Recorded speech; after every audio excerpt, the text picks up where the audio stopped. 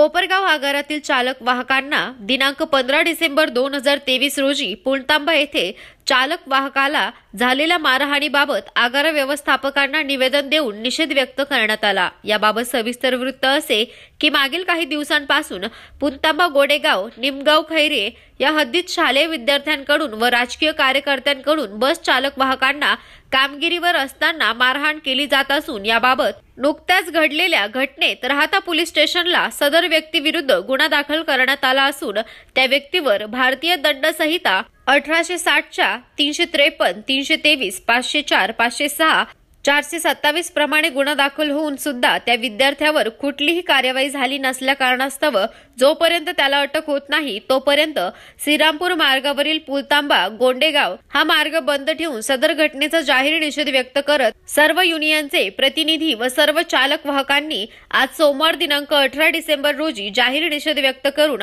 आगार प्रमुख अमोल बनकर यांना सह्यांचे निवेदन देण्यात आले। दिलेल्या निवेदनात म्हटले आहे की सदर घडलेल्या घटनेबाबत न्याय नाही मिळाल्यास कोपरगाव आगार बंद ठेवण्यात येईल असेही नमूद करण्यात आले आहे। संपादक बिपिन गायकवाड, महाराष्ट्र माझा न्यूज, कोपरगाव।